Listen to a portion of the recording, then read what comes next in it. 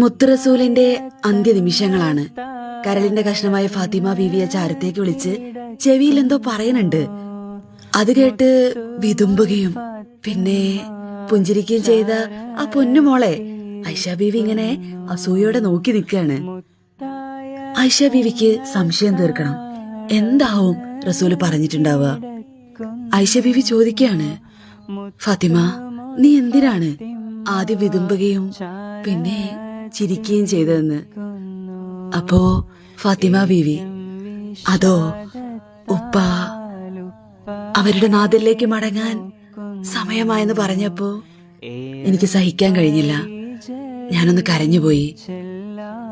പിന്നെ ഞാനെന്തിനാ ചിരിച്ചതെന്നറിയോ? എന്റെ കുടുംബത്തിൽ നിന്ന് ഏറ്റവും ആദ്യം എന്നോട് സന്ധിക്കുക നീയായിരിക്കും ഫാത്തിമ എന്ന് ഉപ്പ എന്നോട് പറഞ്ഞപ്പോ ഞാൻ എങ്ങനെയാണ് പുഞ്ചിരിക്കാതിരിക്കുക?